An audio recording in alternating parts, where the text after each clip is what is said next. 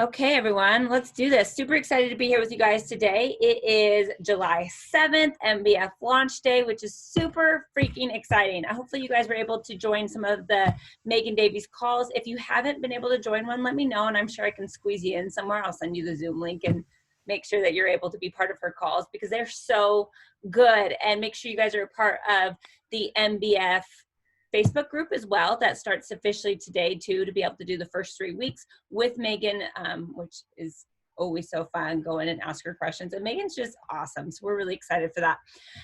But today we're starting back with our Q&A sessions, and I was like, who can we have as our very first speaker for the second half of the year? And I thought of Beth. I'm like, we have to figure out what Beth is doing. So I have so many questions for her, so I hope you guys have so many questions for her as well. But Beth has done just incredible things this year. She's a 5-star diamond. Right now she's currently number 9 in the network. And Beth, I hope you don't mind me sharing this, but she already has 275 points just in the success starter category. 275 points just for success starters this year. And this report, by the way, is back from May. I don't have June's report. So in the first 5 months of the year, she has 275 points. So I don't know if that doesn't help you with some questions right there. It sure helps me with some questions. But Beth, why don't we get started? And why don't you just tell us like a little bit about yourself and kind of how you've grown and kind of where you're at today? Yeah, for sure. So I actually just celebrated my 4th coaching year anniversary. I signed up to be a coach in June of 2016, but I didn't start actively working my business until I went to Summit the next July. And of course, if you've been to Summit, you know that it changes your life. So I found our programs in a really roundabout way. Whenever I moved from Texas to Oklahoma, I was working with a discount coach who I knew did these programs. She harassed me for the longest time. I ended up doing a program with her, but I wasn't a part of a challenge group or anything like that. And it was the Master's Hammer and Chisel. That was my first Beachbody program. And I'm sharing a little bit of this piece of my story because I feel like it plays a powerful role in how I work with my new coaches, which I feel like is probably something I'm going to get a lot of questions about right now, as far as how I help them through their journey in that process. But I finished that 60-day program, the Master's Hammer and Chisel, and if you've completed one of our programs, you know it changes your life, and that's exactly what had happened. But when those 60 days were over and we weren't texting our sweaty selfies back and forth to each other, I felt so lost. And I watched YouTube videos from, I finished that program in March of 2016, and I signed up to be a coach in June. So the rest of March, April, May, and part of June, I watched YouTube videos on what it meant to be a coach, literally just I'd come across this video about challenge groups and accountability, and I was like, okay, this is what I need. But the lady that I had done the program with, she never asked me about coaching because she didn't actively work the business. And so once I did all of my research, because that's my personality type, I decided that this is something that I wanted to do to hold myself accountable, signed up to be a coach, did that for a year just with a Facebook page that I invited my friends and family members to, whether they did the Beachbody programs and signed up with me or whether they just wanted to go on a walk every day or share recipes, that kind of thing. Did that for a year, went to Coach Summit in 2017 just for funsies. And I came back from that Coach Summit and I set my husband Brett down on the couch and I was like, hey, I'm going to quit my job in 6 months. He was like, whoa, what? And so 6 months later, I was able to quit my full-time job and do this full-time. And I feel like though I spent, so I don't have a direct upline coach because I'm kind of like an orphan Annie. The lady that I signed up with, that was a discount coach. I signed up under her because I didn't have any intent of growing and building a business. I didn't know what it meant to have an upline coach. I was like, hey, I want to sign up to be a coach so I can, sell challenge packs to other people so they can do these programs with me. So I signed up under her. She has since left the business. She actually quit a couple of weeks after I signed up. And then her upline coach was a discount coach, a hobby coach, has since left. And it's 3 levels up of coaches that have quit above me. So I feel like I really spent the first 2 years of my business either trying to just muddle my way through or using the fact like the excuse that I didn't have an upline coach to like justify why I wasn't making progress in my business. And I feel like it probably wasn't until 2.5 years after like really going all in that I just decided that it was a belief thing for me, you know, like not allowing myself to convince myself that because I didn't have an upline coach, I couldn't do this business. And knowing that, you know, if all of these other coaches that I were following that were really like making big businesses out of this and helping a lot of people, if they could do it, I could do it.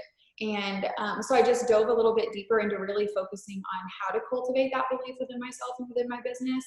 And it honestly just feels like I woke up, I would say like November of last year, towards the end of last year.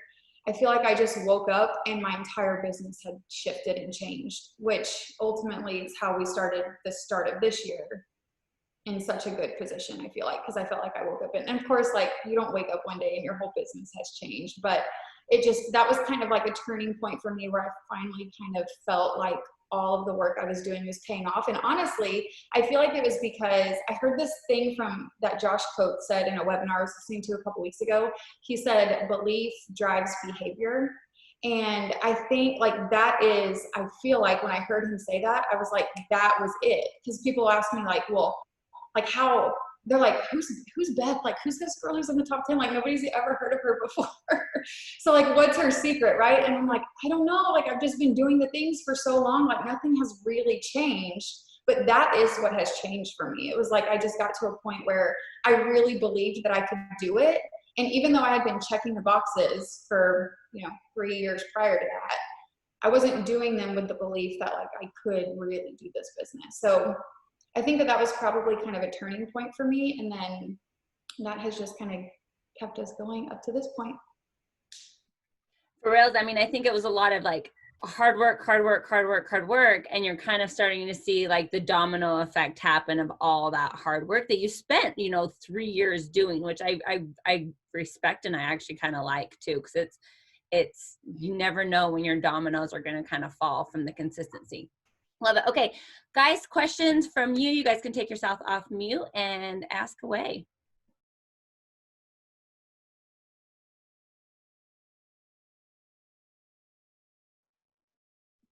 Okay. Hey, Beth, I'll ask a question. I'm so excited you're here. I was on the virtual vacay too and loved hearing from you.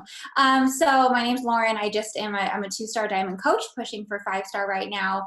And really just wanted to hear your feedback. Like, how do you level up to that level, but inspire your coaches and have them feel like this is the thing that I'm struggling with the most? Like, I have 2 girls that are so close and I'm like, why aren't you just making it happen? And there is this part of me that feels a little uncomfortable because I'm like, dude, just do it. Like, you don't understand. Like, just do it. Like, get to that point. Like, and I feel like this weird push and pull where I'm trying to inspire them, but I'm also like, this isn't just for me, like this is for you. And so anyway, just any like kind of overall advice on how you kind of like light that fire so they recognize the value that it's going to bring to them and that it's not just like me getting to 5-star. Absolutely. So I do think that has been a key piece for me, is ensuring that my coaches who are pushing for diamond or, star diamond or whatever, that they know the role that them hitting that goal not only plays in their own business, but in the team, because they know that the team gets recognized and they want to be a part of that. Like, an example of that is, so we're 5-star in my first business center and in 4-star call in my second.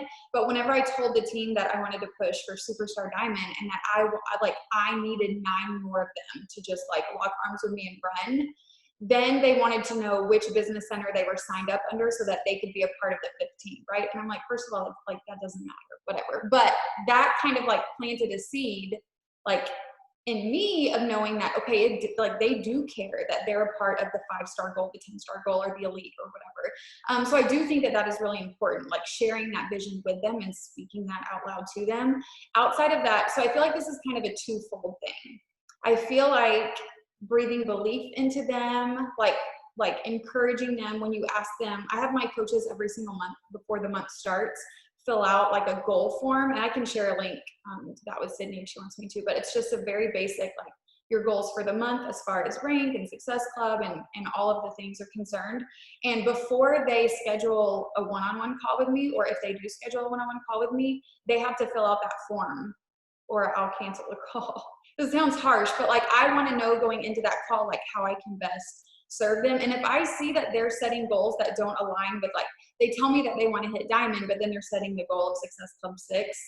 I'm like, okay, like that doesn't line up, right? So just like really trying to light the fire in them as far as breathing belief into them, forcing them to level up in terms of those kind of not smaller goals, but the goals that play into becoming a diamond coach or a 2-star diamond coach, right? Like you can't hit success club 5 and expect your business to just like explode. You have to force yourself to push a little harder, which are probably all things that you're doing.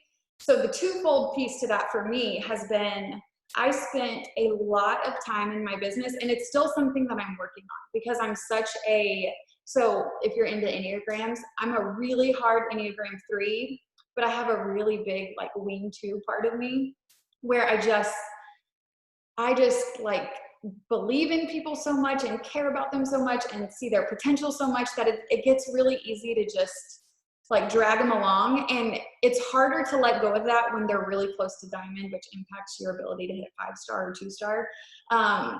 But I spent a lot of time in my business pouring all of my energy into a handful of coaches who, it was, if they want it bad enough, they're going to show up, right? Like think about how you show up in your business. It's a non-negotiable for you, like obviously because of the goals that you have, to show up in the way that you do every day. If they wanted it bad enough, they would show up bad enough. Now, sometimes I feel like I have coaches who hit the ground running and they're very much like my best. Like I feel like they're wired like me with their work ethic.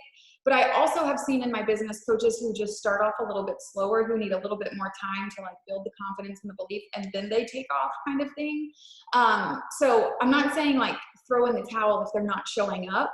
But for me, I had to kind of flip a switch and really pour heavy into recruiting more coaches and more people with the hopes that while I was working on that belief and confidence piece in those few that said that they wanted, but maybe like, you know, weren't leveling up and like making it happen, while I was working on them, I was still like filling my pipeline full of coaches with the hopes that by recruiting more, I would find one more Beth who would hit the ground running to help me get to the 2-star or the 5-star and grow their businesses while I was still, you know, like working on the ones who needed a little bit more time. So I'm not saying like, if they're not showing up, you will hear, I know there are other top coaches who have like businesses way bigger and more incredible than mine, who like, they won't even have a call with their coaches until they like hit Success Club or hit it 3 months in a row. That's not my coaching style. I know that it took me 3 years of focusing on believing in myself to be able to like show up in the way that I knew that I needed to. So I do like, I'm not a hand holder, but I am like very much a nurturer. But in order for me to hit my goals in my business, I had to like figure out how to work that piece, but also like keep searching for the best that were going to hit the ground running with me at the same time. Does that help at all? Yeah, that's super helpful. Thank you. Yeah, I'm in this like weird spot where I'm like, I actually have my diamond. She's pushing for 2-star this month too, but she was like, oh yeah, just same thing you said. Yeah, my goal is SC6 this month. And I'm like, what? Like what is happening? And so I literally had a conversation with her and I was like, what's the like emotional thing happening here? What's like deeper? And I was like, you have somebody on your team pushing. You can't be SC6 if she wants diamond under you.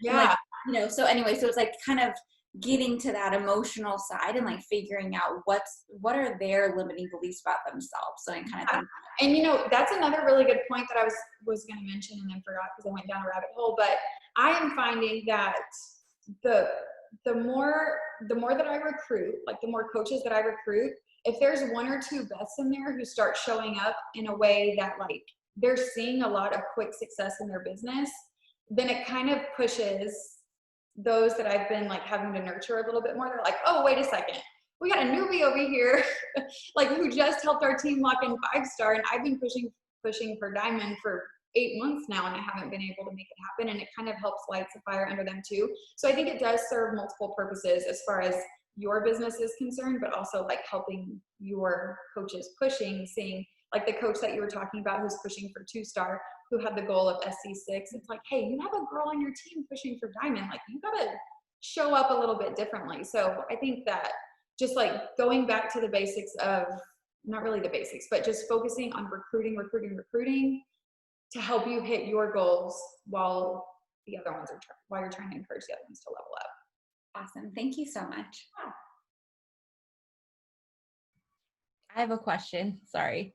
Are you promoting more, like for your brand new coaches that sign up, are you promoting Success Club or Emerald first, or at the same time, or what's your order of kind of introducing both of those? So I guess so I have them walk through like a very basic new coach training that's just like, they can go through the videos at their own pace, but it's like a series of 8 videos that are just a couple minutes long that walk them through just the basics of starting on their own journey. And I talk about Success Club in one of those videos. And I also talk in one of the later videos about hitting Emerald in their first 30 days and Diamond in their first 90. Like, that's kind of the expectation that I set up for them if they are like a true working coach. But I have found that what works best for me with my new coaches is they go through that training at their own pace, and I put them, I'm just going to walk through like really quickly my kind of onboarding process with my new coaches, because it kind of plays into that, I think.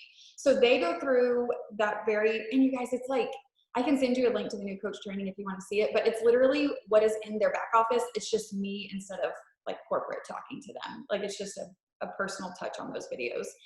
Super simple, super basic and to the point. But then I put them in a message thread with all of my other new coaches. And in that message thread, we only focus on like the community aspect. So like, I'll pop in there and I'll, encourage them to make their announcement post and then to share it in the thread. And then they go like love on each other and cheer each other on. And then the next day I'll say, okay, now post workout clips in your stories. And then they'll do that. And then they'll cheer each other on. And it helps encourage them to get outside of their comfort zone and helps give them confidence that they can start showing up and sharing. And then what I've found by doing that, instead of like focusing on training in the message thread and like the logistics of the business, to just like let them accidentally see some success, right? So like, somebody will start asking them questions from their workout clips or from their announcement post, or in the new coach training, I have them like make a list of 50 to start inviting. So people will start asking them questions. They'll ask the questions in the message thread. The other new coaches will get ideas, so on and so forth. And then this is a lot of work on my end, and I know I'm going to have to streamline this process at some point, but I work with them one-on-one outside of the message thread to navigate the conversation, answer questions, send the share cart, how to have the conversation about why it would make sense for them to sign up as a coach instead of a customer, all of those pieces. And then it's like, well, when that happens 3 times, they've like accidentally hit Success Club and they've accidentally hit Emerald kind of at the same time.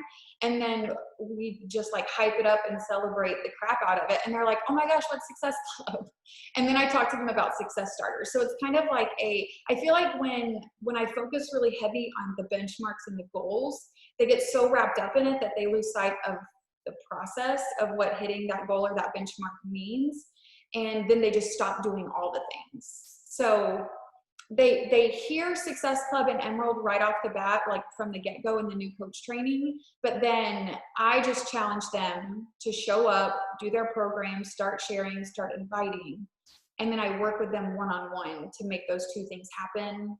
Not accidentally, but you know what I mean? They're like, oh, what's that? And then we start talking about success starters, and I'm like, just do exactly what you just did for 2 more months. And then they do it, and then it's like a huge deal, and then they just don't want to stop, kind of thing. Does that answer your question at all? Yeah, thank you. Yeah.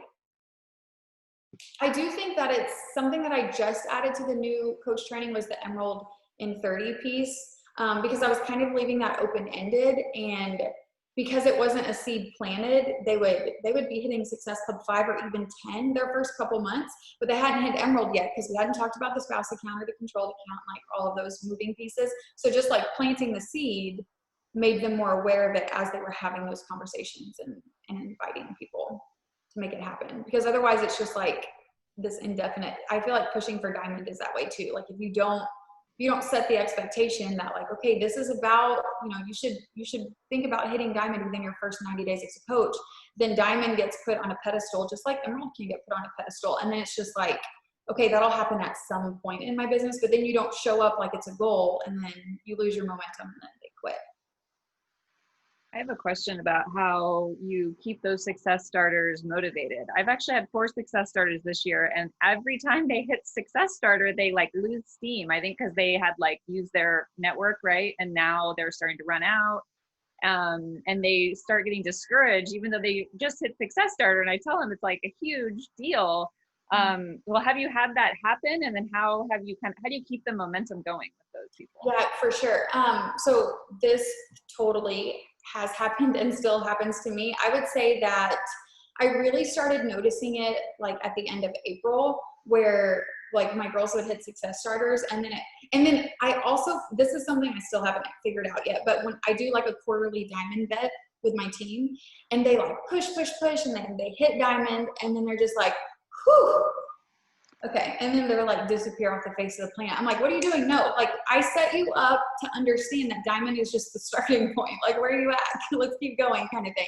I think success starters is kind of the same thing. Like they've exhausted their warm market, and maybe they've been pushing really hard for 3 months, and then they just like take a breath, but then they lose their momentum. So then it just like spirals out of control. So what I started doing whenever I noticed that with my new success starters is I went back to doing 2 live power hours or action hours with my team every week. And instead of focusing on the connect, invite, follow-up flow, I started focusing a lot on the connection piece, because I found that those success starters, they would exhaust their warm market, and then they would get to a point where they were like, okay, well, like I set my timer for 20 minutes to invite, but I don't have any new eyes on my content, on my stories, and I don't have anybody to talk to. So then they're not inviting, and then they're not hitting Success Club. So instead of spending that 60-minute action hour, 15 minutes connecting, 15 minutes inviting, 15 minutes following up, or whatever the time block is, I pour heavy into like how to expand your audience, how to grow your audience, how to find new followers, and then specifically how to organize them and connect with them so that you can spend the last week of the month and the first week of next month inviting, and it makes sense because you've poured into the connection piece. The key is setting them up, I feel like, in a way to where their pipeline stays full, so that when they're nearing the end of that 3rd month or 4th month or whenever it happens for them. I have coaches who will consistently hit Success Club 10 or 20 for their first like 5 months, and then they just like disappear because they have a really strong, warm, hot market, and they leverage that for several months. But they also convince themselves that they don't need to invite, because attraction marketing is like doing its thing, and they're showing up here and there, and so it's like it's doing what it needs to do.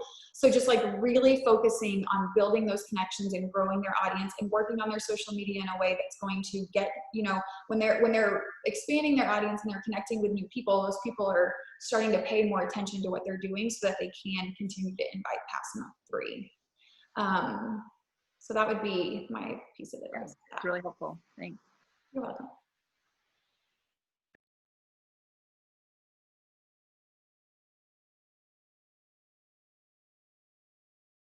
I have a question. Yeah. I was wondering, what are you doing to bring in so many new coaches at this time? How are you doing some type of webinar? Are you doing a sneak peek? What's your whole strategy as far as bringing in, or are you just an expert at changing challengers to coaches? I'm definitely not. I'm not an expert at anything. But I would say that the majority of my coaches come from my challenge groups. That was probably something that I'm sure we've all felt this at some point in our business. I still go through ebbs and flows of feeling this way, where I kind of get in autopilot in my challenge groups, right? Like my posts are scheduled. Back before scheduling posts was an issue. My posts are scheduled, like I'm logging my workouts, I'm doing the things, I'll throw some likes, some comments, but then they just kind of lose their fire. And I noticed that when my challenge group, right, they're our bread and butter. When they were losing their fire, I wasn't recruiting as many coaches every month. So I'm also a firm believer in, I tell my coaches this all the time, if you see a gap in your business, like it's our job as business owners, and and as coaches to look at our business, find the gap, and to fill it. So I noticed that like my challenge groups were losing their fire. I realized that it was directly correlated to the number of coaches that I was recruiting every month. So I went back to the basics of like really pouring in heart in my challenge groups, which in turn like increased the number of coaches I was recruiting every month. But going back to like the sneak peek webinar thing, I feel like I have done this every way possible, like an Instagram page that I still have that I don't know the login to, like a 3-day Facebook group, 5-day Facebook group. I've done like a 5-day group where it's like a challenge group sneak peek with coaching tied to it, for new prospects who aren't in challenge groups, literally all the things. And I would say that where I paid for a, like a sneak peek webinar. I'm a big Josh Coates fan, and I paid for like a webinar thing that he did a couple weeks ago. And my biggest takeaway from it was to do a live event so that you can like really connect with people while they're on live on Zoom and hype it up and create a lot of energy. So I've done that the past 2 times, and it has been like a total game changer for me. So I would say like a 45-50-minute webinar, just walking through my story, the emotional pieces about coaching, less of like how we make money and how you sign up and all the things, but just sharing how I found this business, why I'm still here, and how it's like drastically changed my life in a 45-minute webinar, and creating a lot of hype around it and recruiting to it for at least a week. I would hop on my stories or make a post like on a Tuesday that I was doing a webinar on Thursday, but that doesn't allow, like, that's not enough time to create a lot of hype around it. So making sure that I'm marketing it and promoting it for at least a week, and doing it in like a live Zoom format, and focusing on like the emotional and psychological piece of coaching, and trying to connect with people in that realm versus like the logistics of what coaching is. I super love that. And I'm also a Josh Coates fan, so that's super cool. I actually just finished his book, F Leadership, and one of the things he talks about was what gets duplicated is what gets recognized. So my second question is, what kind of recognition do you do for your downline?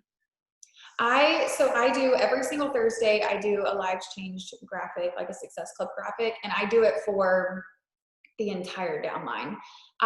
One thing that I started doing probably, I don't know, 4 months or so ago, was anybody who's in, and you may already do this, but it was a game changer for me as far as motivation of getting coaches into Success Club 10, was any coach in the downline that's at Success Club 10 or higher, their face gets put on the graphic, right? Not just their name.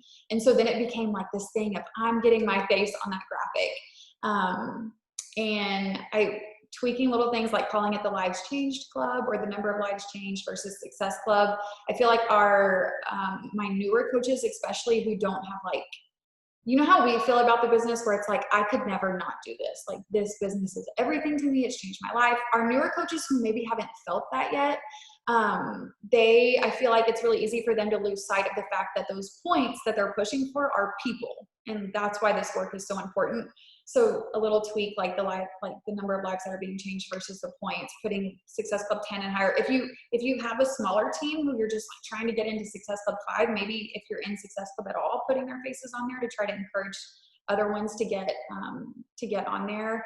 And then of course, like rank advancements and stuff, and like I send goodies. But what do you have something else like this that you meant specifically for recognition besides that?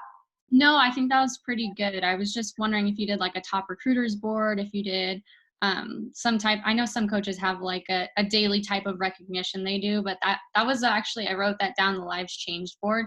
I always put SC. I'm in 3-star qualification right now, but I just feel like there's little tweaks here and there that you just don't think about until you hear it from somebody else. Yeah, for sure. As always, I really appreciate your advice, and thank you. That's good. Yeah, I think as far as recognition goes, the face on the graphic thing, whether you do Success Club 5 or 10 or above, I mean, I don't know if it's just the type of coaches that I attract, but they, like, when they see their face on the board, or I have had some of them text me like on Wednesday night before Recognition Thursday, and they're like, I don't even want you to make that post tomorrow because my face isn't on there. My face is always on there. And I'm like, well, sorry, work harder next week and your face will be on there. But, you know, I think that goes back to like how everybody's motivated, you know, like through recognition and stuff like that. So I see a question from Lauren, benefits of doing the sneak peek by yourself versus with your team. We do team sneak peeks, but thinking maybe a solo option is also good. So this, I feel like I probably change it up every single time. If I have leaders on my team who are like showing up and doing the thing, and they feel not necessarily comfortable speaking, because I want them to get uncomfortable by speaking, you know, the ones that aren't, I will have like one or two of them who maybe are a brand new diamond or somebody who's really close to diamond host a webinar with me. I've hosted a webinar with another coach in the network who's not even on my team, just for like a different dynamic and personality type. I haven't done one solo by myself without at least one other coach with me in a really long time, because I do think that it's important to have that, you know, whether it's a different personality type or a different perspective or a different story, to ensure that everybody, or as many people as possible in your audience, are connecting with somebody. I do also, though, something I've really had to work on the past 6 months is not being a hand holder and trying to create, it was Josh Coates' book, actually, The F Leadership, of like trying to create leaders of leaders in my organization, which is something I feel like I'm still trying to figure out, like not holding their hand, but encouraging them to, okay, I'm pushing you out of the nest from running a challenge group with me. You three get together, or, you know, find a couple success partners on the team and run a challenge group for a month or two together, and then do your own. Same thing with coaching webinars. Like the coaches in my Diamond Bet, I will encourage them, like, okay, group up in 2 or 3, run your own webinar. Everybody's challenge this week is to, you know, host their own coaching webinar.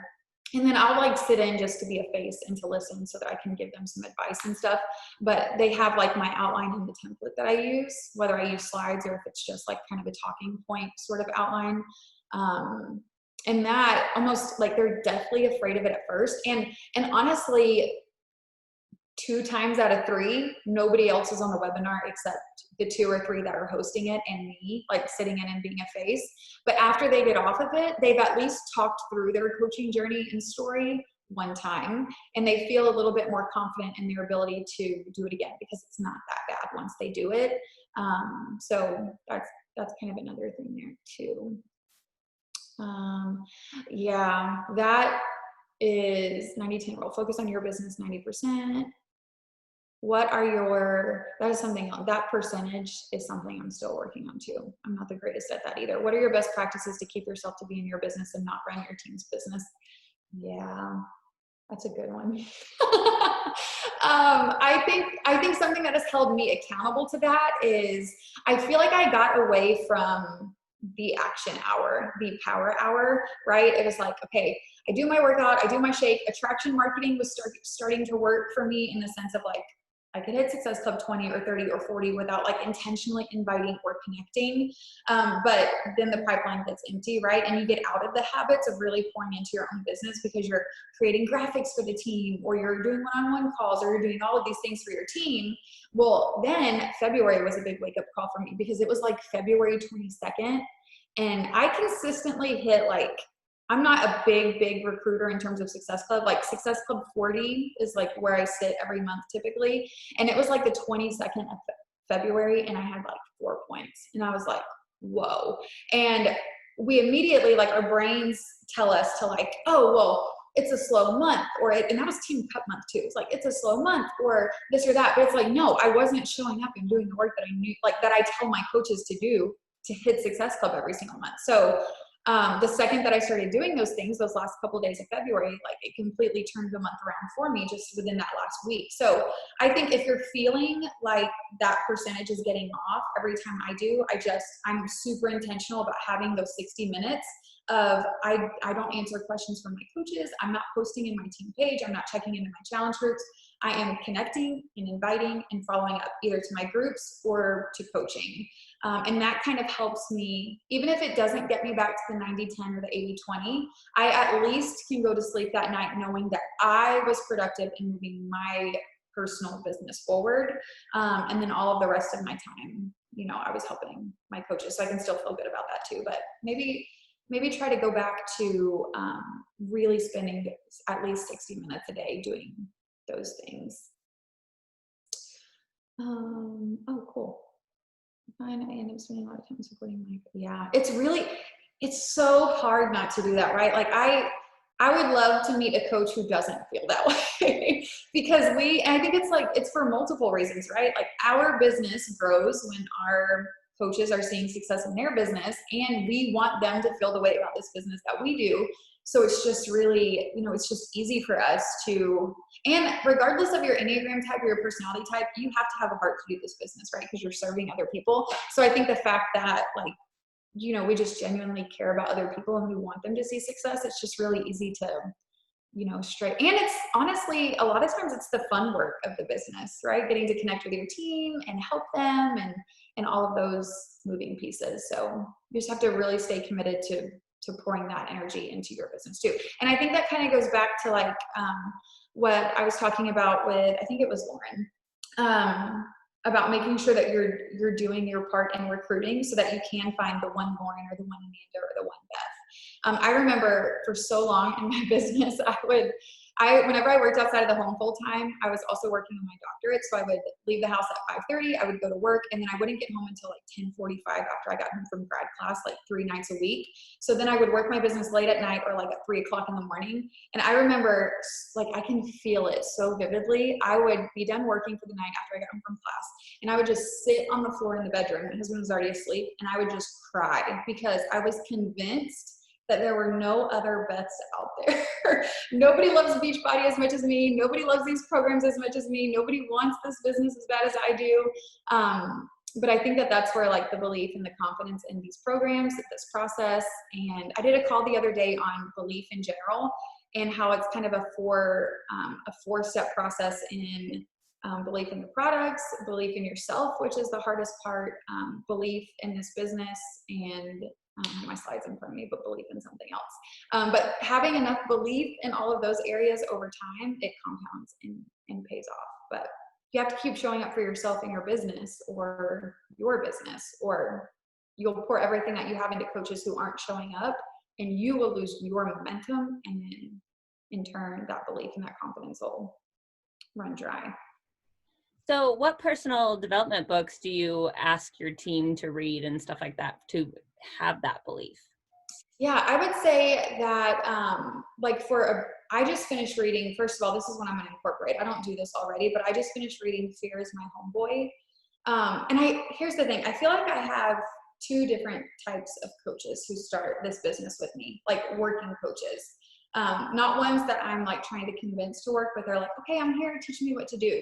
It's the personality types like mine who's like, okay, like tell me what to do. I'm here for it. Like I know that this will work and I know that I can do it. I'll put in the work. Like nobody's going to outwork me kind of coach, who maybe they don't need to read something like Fear is My Homeboy right now. Maybe when they get to a point where they start leading their own team and fear starts creeping in, like maybe we address it then.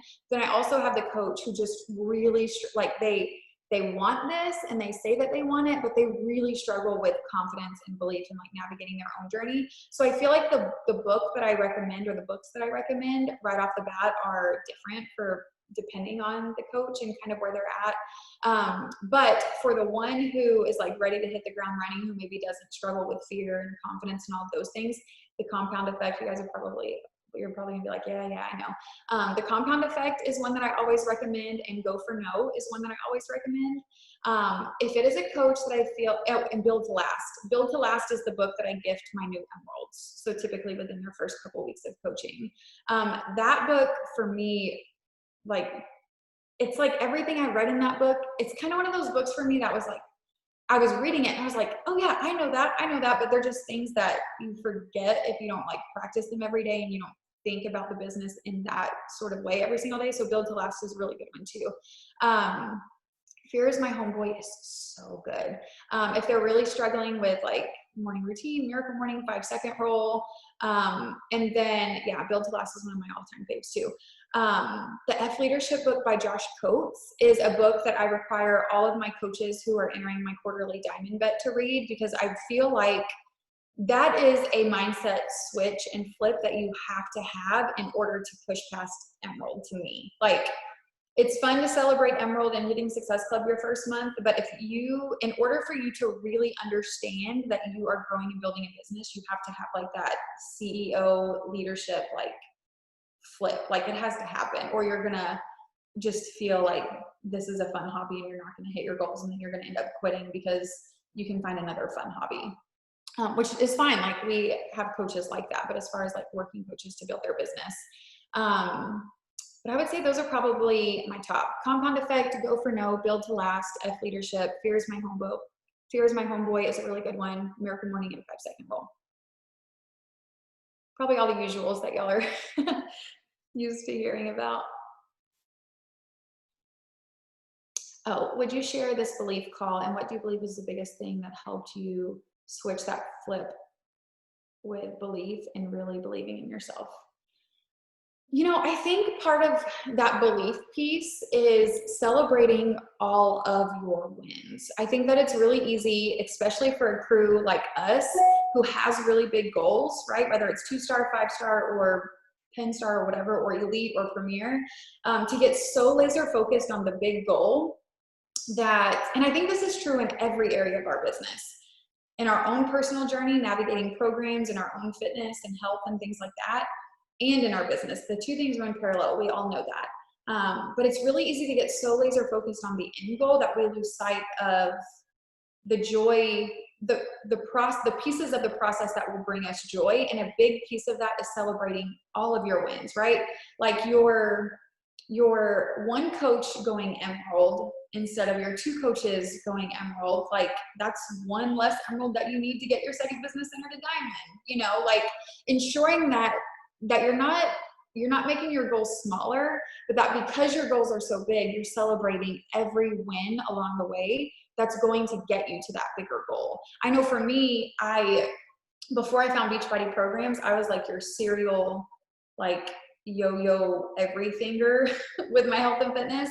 I did pageants for a while. I did a fitness competition only because I needed a constant thing to force myself into shape, if that makes sense. And so I think about my business in that same sense. And then I found Beachbody Programs, and it was like this long-term sustainable thing that there was no like end goal, right? It was just me trying to undo 27 years of terrible habits and create new ones in a way that would make me a happier human. And our business is the same way. You push for a really big goal, and even if you fall short of it, understanding that if you wouldn't have set that big goal and celebrated all the wins along the way, and you would have just lost sight of that, you wouldn't have showed up every day in the way that you did. And in turn, your business wouldn't be where it is, whether you missed the goal or not. This makes me think about, we were pushing for 10-star for the second quarter, and we held 10-star qual for 3 weeks and then dropped down to 9 and then 7 and then 5. That was devastating. Like I lost so much sleep over it. It was a really big goal that we had. I thought that I could taste it. It was there, and then we lost it. And I allowed myself to like wallow in the feelings for a hot second. But the reality of the situation is, if we wouldn't have pushed for 10-star, probably wouldn't have locked in 5-star and 3-star, right? And so I think really putting your business into perspective and celebrating all of those wins has allowed me to continue to move forward with dreaming just as big as I did before. And your belief in your confidence bucket is just that. It's a bucket that you have to make deposits in every single day. So finding ways to make that happen, and not just focusing on like, oh, I sold a challenge pack today. Like, yay. Well, maybe you didn't sell a challenge pack today, but maybe you had a really great conversation with somebody that could turn into a challenge pack next month. Like, that's progress in your business. And I think when we lose sight of that, it steals the joy from us, and then we lose momentum. And the secret sauce in this business, write this down. It's not a secret. Momentum. Like, you cannot lose momentum in your business. And if you do, you better get it back real quick. Same is true like with your coaches. The second my coaches lose momentum, I feel it in my business. Like, everybody's momentum, like, breeds off of each other. So finding ways to constantly keep that into perspective and celebrate all your wins, I think will help you really believe in yourself. Absolutely. Oh my gosh, this was freaking fire. Momentum, momentum, momentum. Don't lose momentum. We are out of time today, but seriously, thank you so much. That was so good. We appreciate all your tips and tricks. And I think the big takeaway is belief. Like, believe in yourself and know that this business can be anything you absolutely want it to be. You have to believe in yourself first, and then your team will believe. And share your goals. Like, if you guys haven't done that yet, I want you guys to do that today. Go share your vision. Go share your goals with your team and see who wants to be a part of it. Yes, thank you so much, Beth. We really appreciate it. And yeah, I'll see every one of you guys all next week. Bye, guys. Thank you. Bye-bye.